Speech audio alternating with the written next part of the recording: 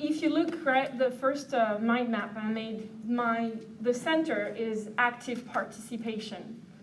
And I've been trying to find a way to explain to you more about the seminar.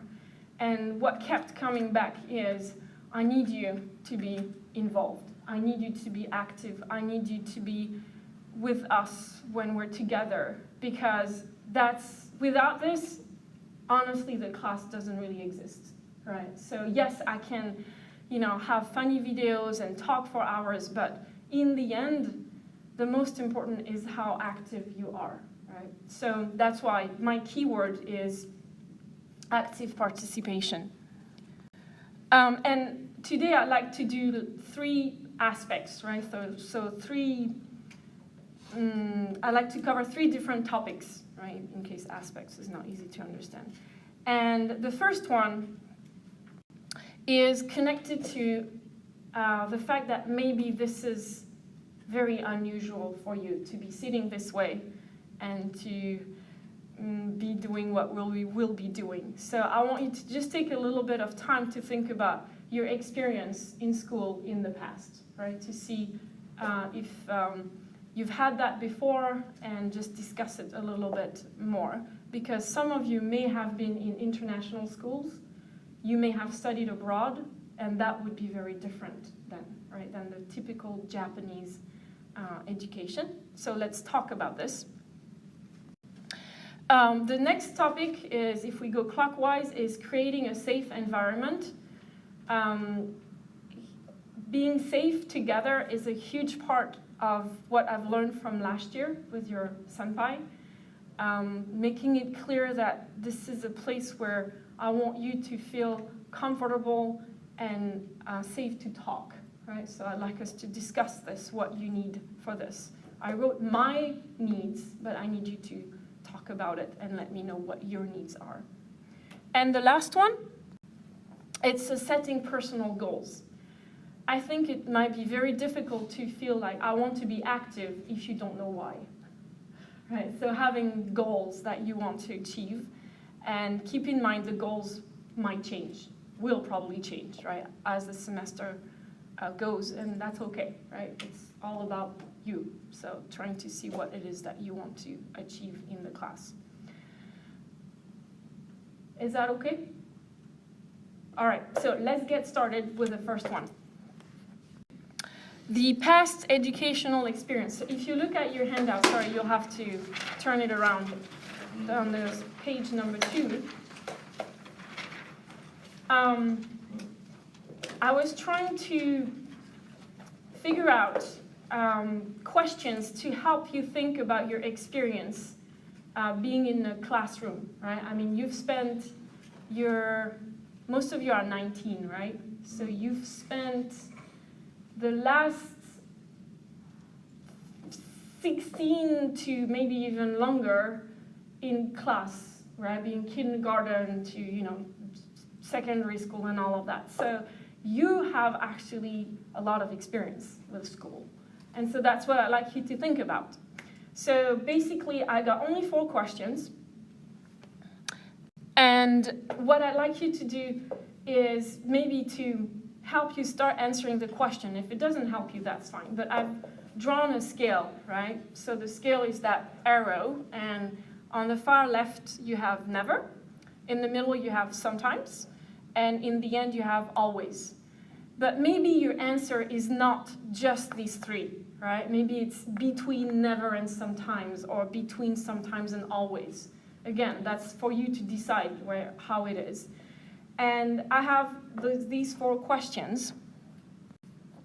Oh, and so, yes, obviously answer the question with, however it is on the scale, but then explain it, right? Because I'd like you to be able to share with others and me as well. Explain your answer. So my first question is, since you started going to school, and maybe you don't remember, I don't personally remember, but some of you have amazing memories. So have your teachers asked for your opinion? So the question, what do you think? Right? So that's my first question. The next one is, since you started going to school, how often have you been responsible for providing class content? I couldn't find another way to explain this than just on paper. I mean, if you don't talk, if you don't give your opinion, or if you don't share what you're thinking, or if you don't share what you're feeling, there's no class. Because that's what our class is about, right? So, have you had that experience before? Question number 3, since you started going to school, how often has your homework focused on you? So what I mean by that is who you are, what you think, what you hope or dream about, what you're worried about, etc. Right? The homework is about you, not writing the right answer. Right? And the last question is, since you started going to school, how often has your final exam's grade depended on how deeply you think about yourself and others? So again, there's no question that you have to answer with a right answer. It's about you showing that you're thinking about yourself and others. Okay? So I'll give you 10 minutes. You can write it, and then we can talk about it. Do we consider like university too, or just yeah, university too. Yeah, you can go and talk with others. I was actually a little shocked because I really thought for question 1, right, where teachers asked your opinion, what do you think about? And I realized in high school, I only had my history and geography teacher. I loved the guy, seriously. I was like, he was my hero. Yeah, right, he was like 60-something, by the way, anyway. There are silver foxes out there. Yeah. But I mean, he was just this, he had the power of telling you stories. Like, history became alive, not just, facts in 1990, no, it was like stories and people, and it was just so beautiful. I just loved his classes. And he's the only one, really, in high school that would sometimes ask us a question, and it would be completely crazy. But he wanted to check if we were just believing him or if we could actually think for ourselves, right? If we were just like listening, oh, he's the teacher, so he is right. He wanted us to think, right? To be critical. If he said something, he didn't want us to just go like, but go like, wait. So he says something like, well, honestly, the Holocaust never happened. Exactly, right? What's happening in the America right now. So he would be sometimes so like, what? Why do you ask this, right? So he's the only one. And what is the most surprising about this is I was a literature major and I had philosophy classes. But my teacher never asked us anything. He just blah, blah, blah, blah, blah, blah, blah for 2 hours every single day. So, that's a little shocking for me, actually. And in university, I was a lit and history major in English at some point, because I did other stuff. And my literature classes, yes, the teacher would ask our opinion about, let's say, a poem, right? What we thought, how we understood, right, the poem. So that's, yes, we did. And also because I was doing translation, I had translation classes. So the teacher would ask us, so how did you translate this? Right, sorry, it's the French election. So that we did. But honestly, that's the only 3 classes I can think about, which is kind of scary for me. I would have thought my opinion was more important, actually, than that. So for the second one, have you been responsible for providing class content? So again, when you say something, then it becomes the topic of conversation. Or when you ask a question, someone answers. Never. It's never happened. Because even for the poem, when we analyze the poem, the teacher always said, well, actually, the real answer, and it's like, really? So yeah, it didn't really matter, right, what we said. It was more. Question number 3. I couldn't think of any homework, but when I was in business school, we had to do projects. So for the projects, I could choose my topic. So that would be the closest. But it wasn't really about, what I think or how I feel. I had to build a project. For instance, I did one about coffee shop chains like Starbucks, because we don't have them in France, only in Paris. So I was looking, could we start it in France? And I did a study and all that. So that was my project. So I chose the topic, but it wasn't really about me, how I feel and all that. So, And the last one, never. I've always had to write to please the teacher, to make sure the teacher would give me a good grade. So it hasn't been very much of my experience, actually. So. All right, so enough of me. You go.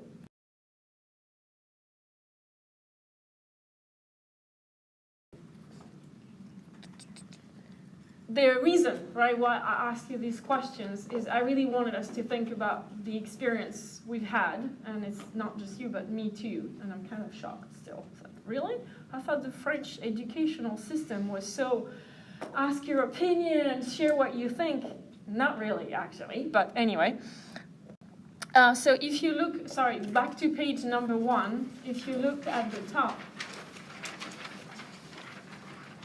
top part, so from active participation, it says in the arrow, right, might be different from your experience here on that side.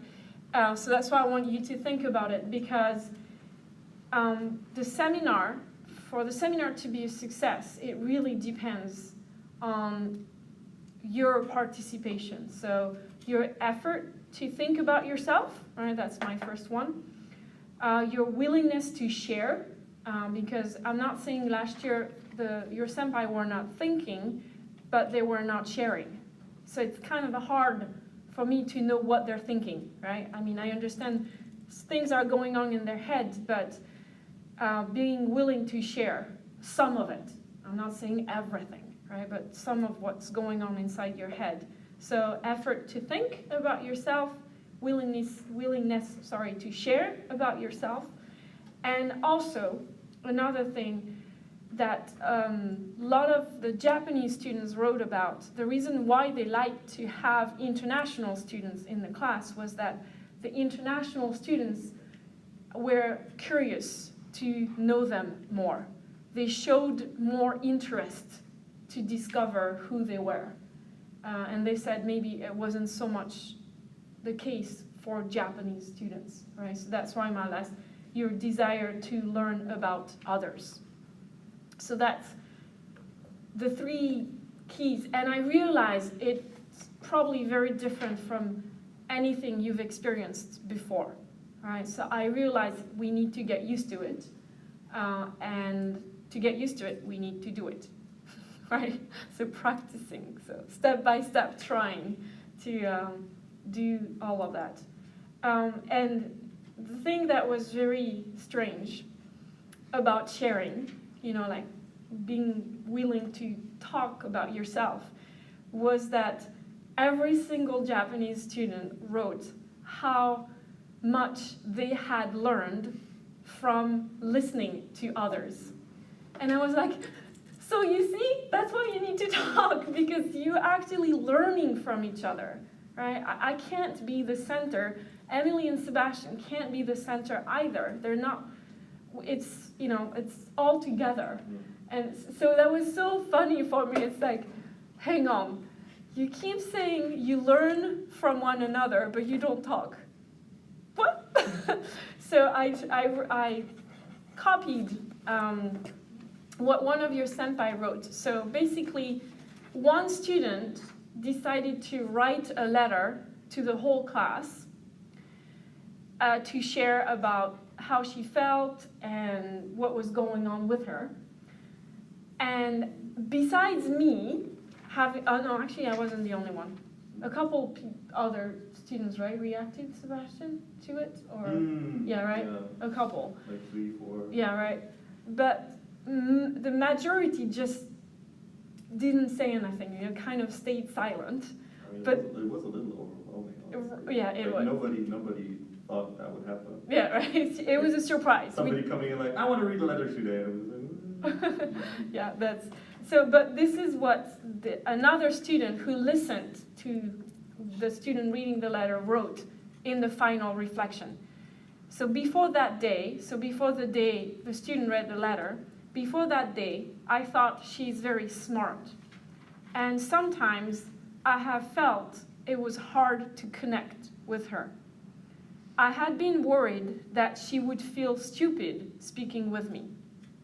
But I knew her feelings through the letter. I was embarrassed. What a stupid things I've thought. And now I am thankful for her reading the letter, and I want to do the same thing for other people. She taught me to open my mind honestly and say thank you to people who are important.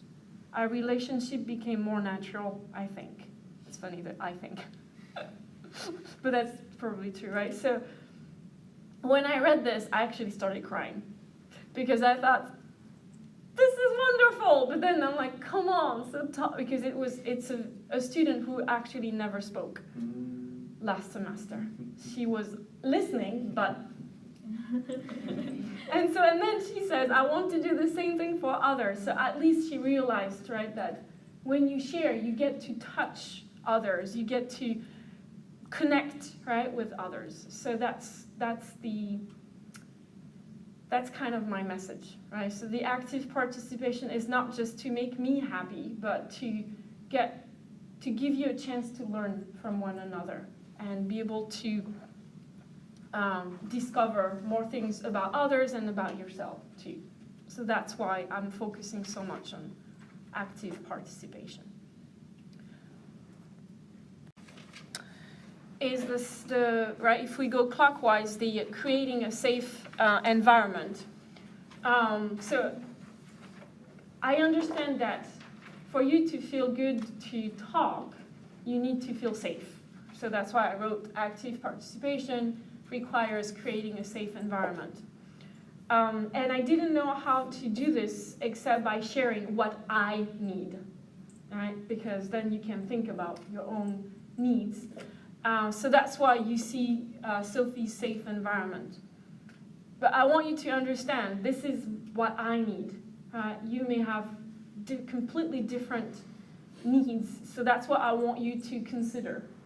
What is it that you need for you to feel safe to talk about yourself and all that?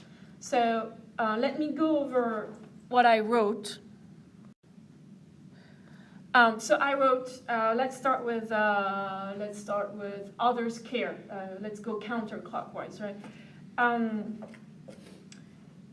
It's a hard one to explain. It's more kind of a feeling that I have when I can tell people care. But maybe, like when you look at me, when you smile or you nod or things like that, like having that feeling that you're with me, right? And you care about what I say. And you don't just look bored to death, like, I can't wait for it to finish, get on with it, right? So feeling that feeling of caring is important for me because otherwise I'm like, I don't really want to share. Why would I do this? The next one is others don't judge. Clearly, if I say something that is important to me and someone goes like, huh? What? Even just that, like the facial reaction, the facial expression or the reaction doesn't make it very easy, right, to talk about myself. So yeah, you might be surprised or don't agree and all that, but trying to say it in a way that doesn't make me feel I'm weird or strange or crazy. I know I'm crazy, but it's just don't tell me. So that's another one, right? The not judging in a harsh way, at least. Others pay attention, so that's why I want us to make it clear your cell phone stays in the bag, okay? Let's just be together. It's only 90 minutes. You can check everything later on. If there is an emergency, just tell me and do it outside, right? I understand that. Sometimes life is crazy, so we need that. But yeah, please, let's be together for 90 minutes. The other thing that really helps me too, sometimes I say something and I think I'm clear. At least in my head, it's clear, but maybe it's not for you. So if you ask me questions to better understand what I say, I have no problem with that, because I realize in my head it's clear, but maybe for you it's not clear, right? So that you can try to understand better what I say is a great, makes me feel safe. Two, that's the other one.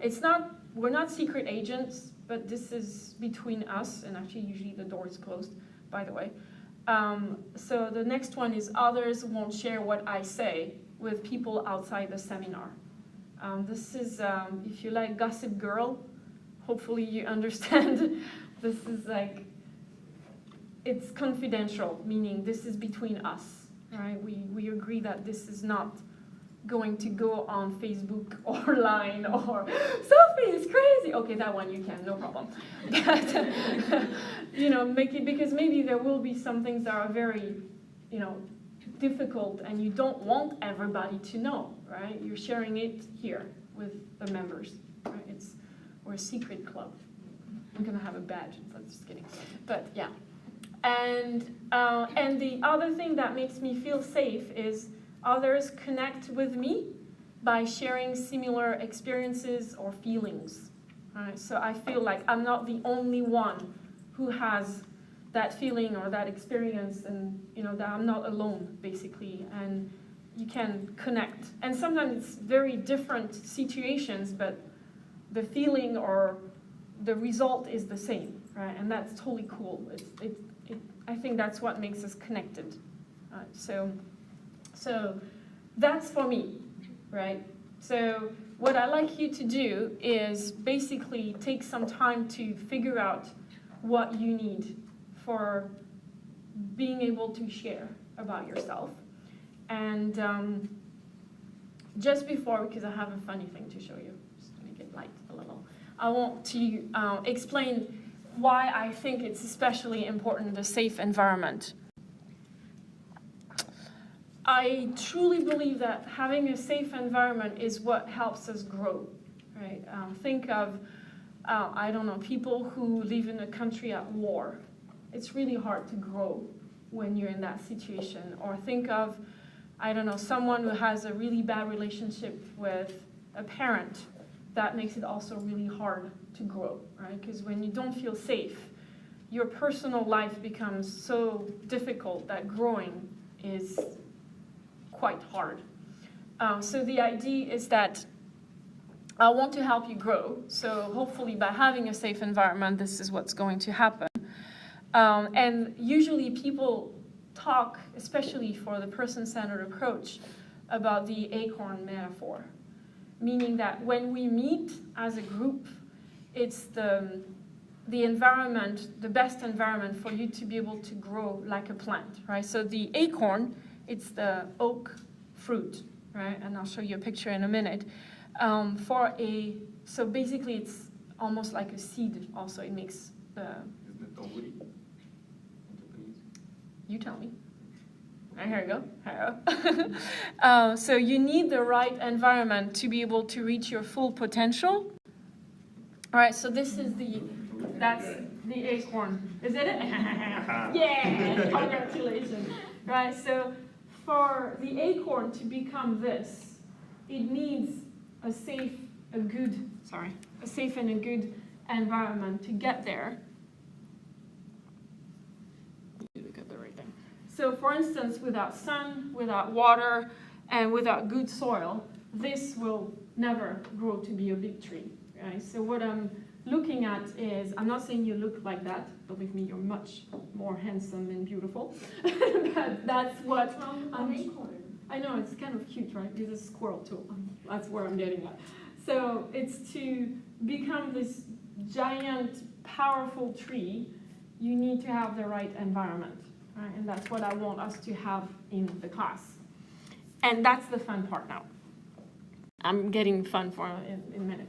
I don't know, have you watched the Ice Age? Oh, Sebastian, come on. It's because it's funny, come on. He's like rolling his eyes. So the squirrel, because actually it's not really a squirrel because it takes place a long time, supposedly a long time ago. And basically, the squirrel has an acorn, and every time he tries to find the right place to put the acorn, there's something bad that happens, right? It's the catastrophe. A disaster, disasters keep happening to the poor squirrel, or whatever that animal was. So for me, that's just finding the right environment to live and grow really matters, right? That's a very important thing, not just in class, but in everyday life. So I'll just show you the trailer, and you can step out of the room because you hate it. But it is for me funny. Here you go. Squirrel is like the best part. So what makes a safe environment for you, right? What you have on the handout is my input. How about you? That's really what I would like you to spend a little bit of time doing. And yes, again, at the back so page 2, you have point number 2, what makes a safe environment for you to talk about yourself. And the prompt is, it is easy or easier to talk about myself when, right? So go ahead, I'll give you a little bit of time to do this.